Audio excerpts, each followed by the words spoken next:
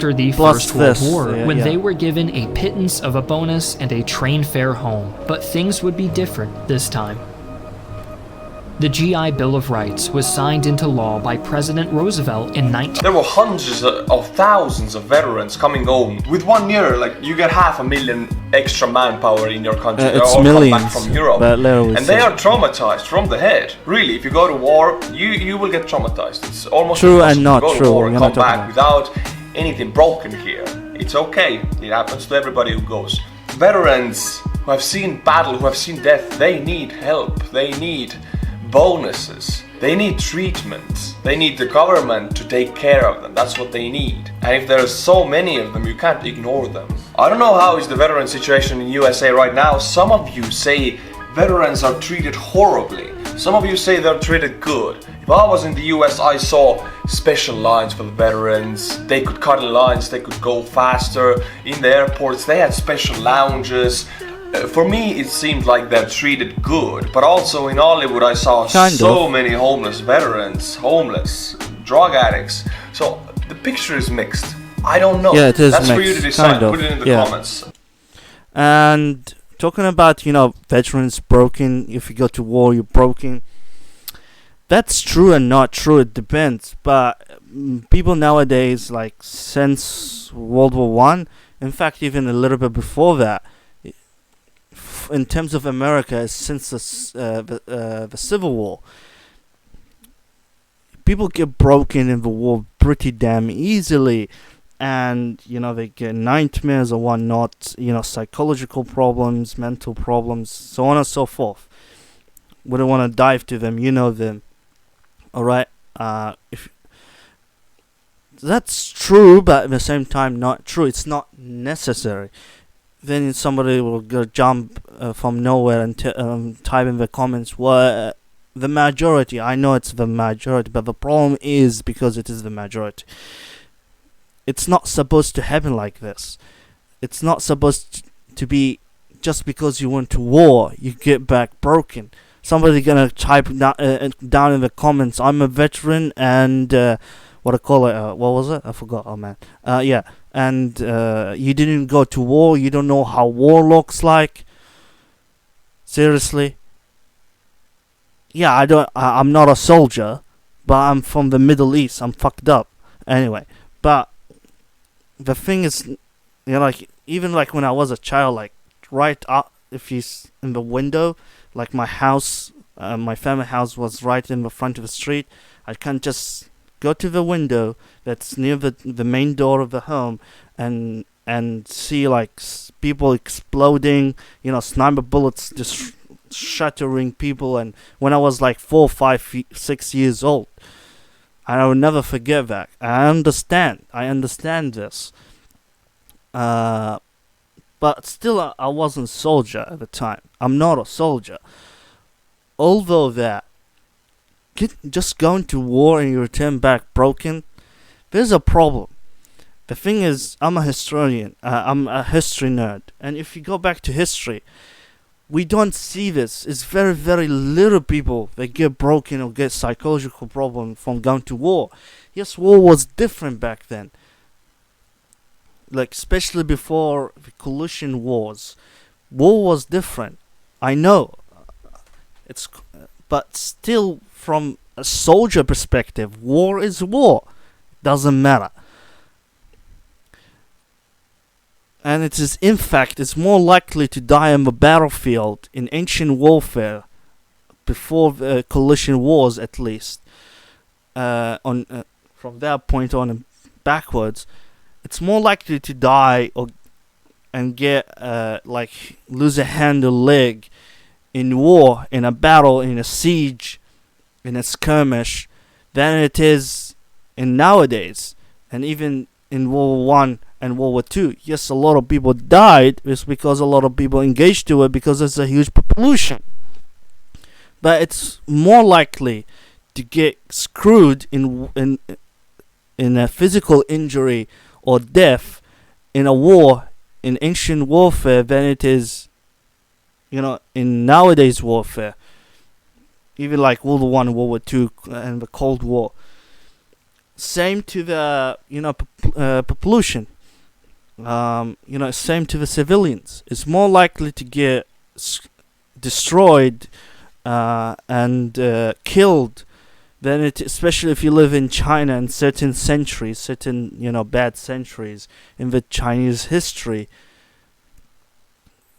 There's far more dead than it is nowadays. Of course, numbers-wise, it's totally different because we have a bigger population.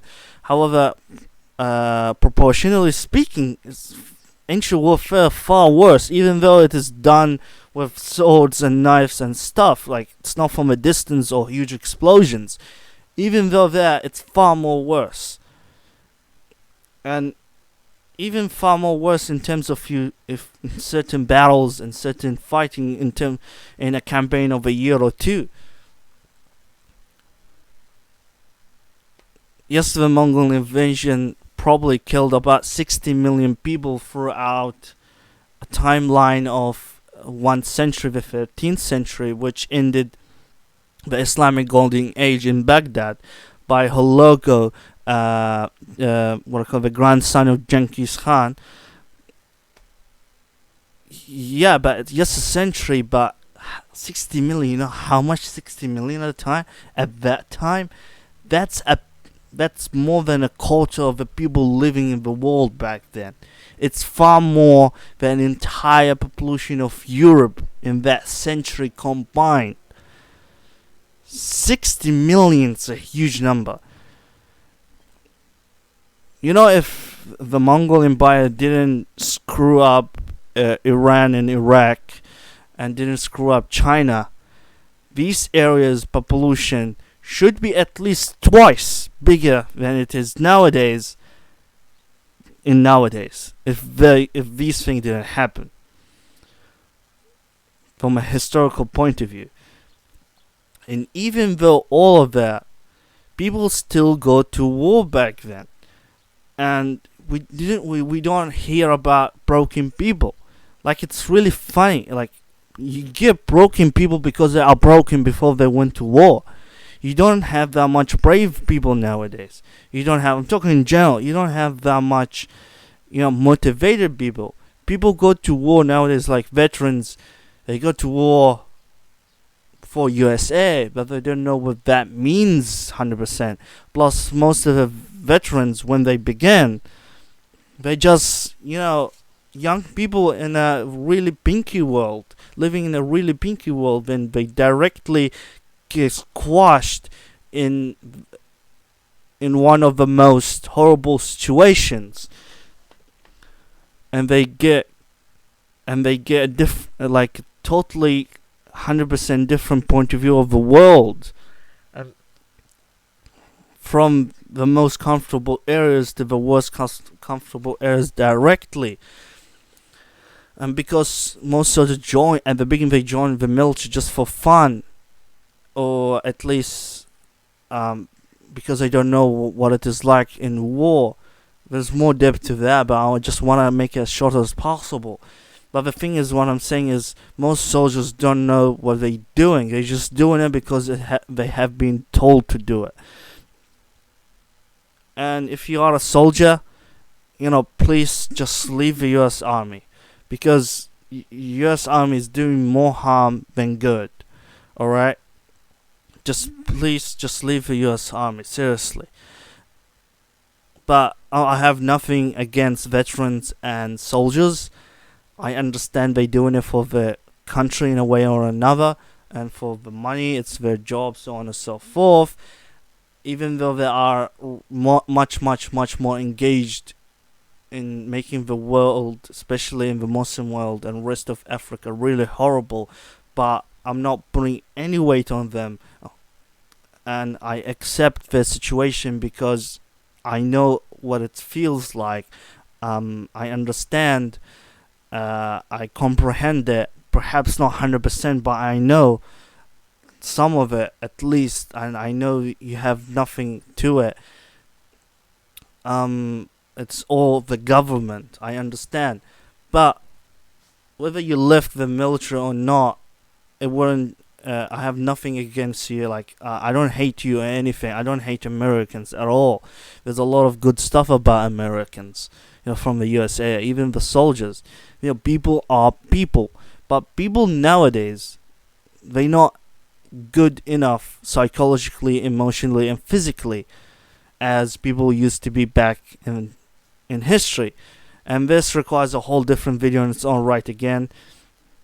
Perhaps I will make a video about it in the future. Tell me and I'll add it to my timeline. The stuff I'm gonna do in the future. Perhaps after a few months from now, I'll make a video on this topic.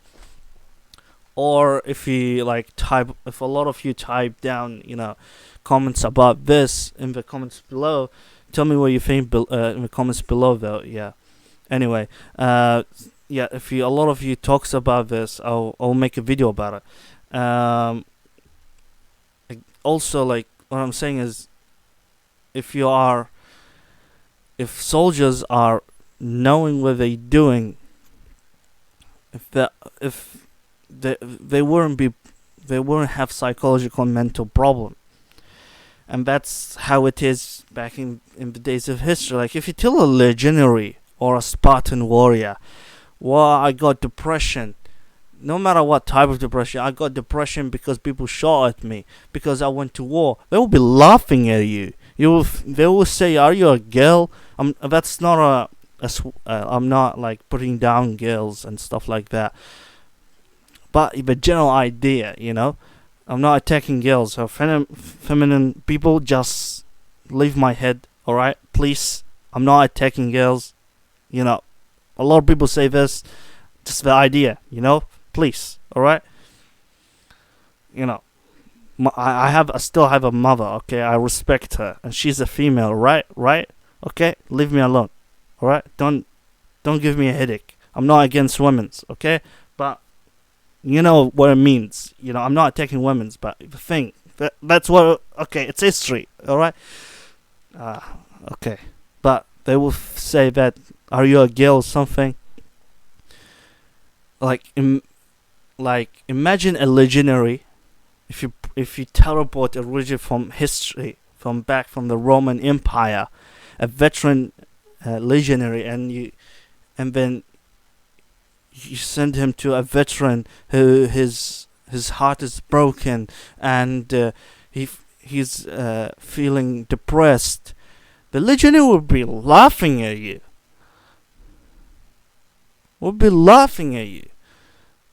Seriously. Same with most of the warriors back then. Even average Chinese farmers, they just get summoned for war. They will be psychologically and mentally harder than modern day soldiers. Of course, in average. I'm talking about the most. If a soldier is fighting for a purpose, for a message, for a goal, for a meaning, actual meaning, for justice, they wouldn't be psychologically broken. They will be a stronger people than they are before. I have a question.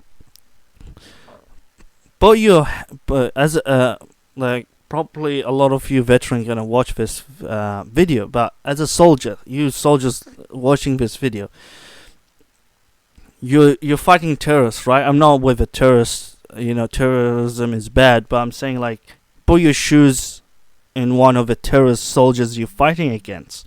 These terrorist soldiers don't have your technology. They don't have the advantages you have.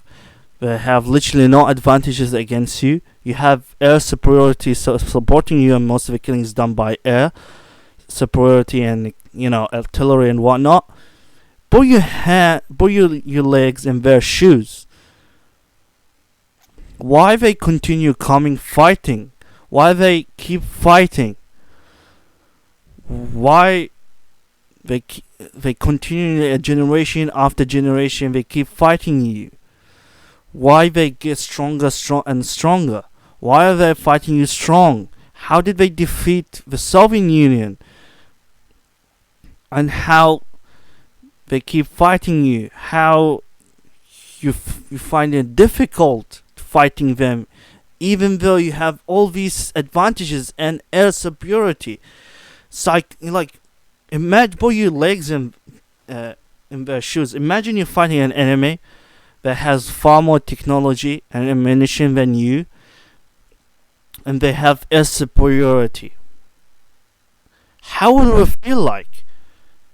These people, then why are you getting depressed? And they don't get depressed. At least they wouldn't feel it. Even if they are depressed, they will deny it. Like, you might get depressed, some soldiers back in the days depressed, but they would deny it. They would just defeat themselves. They wouldn't accept the fact that I have depression. That's the thing. The best way to defeat depression is, sometimes it gets depressed from time to time. Everyone gets that. But the best way to defeat depression, just in 2 minutes, is to not accept yourself getting depressed. If you don't accept yourself getting depressed, you wouldn't get depressed. People don't have self-confidence and bravery as people used to be back in history. That's why veterans are broken. Veterans all throughout history, they are stronger people, not physically, even emotionally and psychologically, than other people. They don't get broken in the battlefield. They get stronger. The battlefield hammer them down, give them stronger from iron to steel, just like how a blacksmith hammers the iron plate to change, how a blacksmith changes iron to steel by increasing the oxygen. The carbon in the iron to become steel. But nowadays, soldiers get weaker when they go to battle. That's because soldiers they don't know what they're fighting for. They're killing people that they're not supposed to kill, or at least they don't know why they're killing them. They're thinking about the families of these soldiers they killed. So on and so forth. There's a whole lot other reasons. Of course, there's also, their friends as well getting killed, injured. They ask themselves at least once, they would ask, why I'm here? Why I'm doing this? Why I'm fighting? And these, listen to them. Most of the soldiers, in other situations, they might be very brave in the American army. But it's because it is wrong. Your subconscious tells you this is wrong. That's why you're getting depressed about yourself. So stop going to the army. It's wrong. United States doesn't need to fight all over the world, okay? You don't need soldiers in other countries. Alright? It's wrong. Because the politician will just use you. Alright? You get where I'm going? A lot of the people that are fighting the soldiers that get depressed, like at least a third of them, I know they're brave. At least a third. But they still get depressed. Because subconsciously or unconsciously, or, the mind gets split. Or sometimes they talk to themselves, sometimes they know it, sometimes they don't face it. Sometimes some psychological stuff, it's in your brain. Your brain has it as a definition. Your brain understands, but you don't know it. Like someone is used to lying, but he thinks he is not lying. He thinks most of the time he's saying the truth, but most of the time he's lying, or at least lying on himself. So a lot of people, they lie on themselves, and there's some psychological problem there. But there's a lot of soldiers subconsciously, they get depressed because their brain telling them it's wrong. Why are you there? Why are you doing this? Why you have to feel miserable and make others feel miserable? Also because they're very comfortable in the United States in their home as well. There's a lot of problem with huge comfort as well. People weren't as comfort as we are today.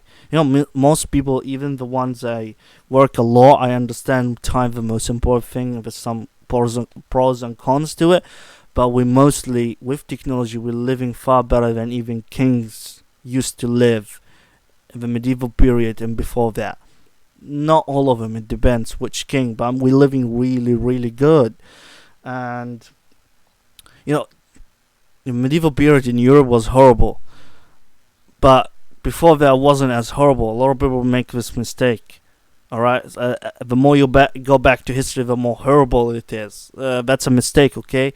I'm a history nerd and I know this, okay? Most people make this mistake because they don't know history and they make assumptions. Before the medieval world, in Europe was much better.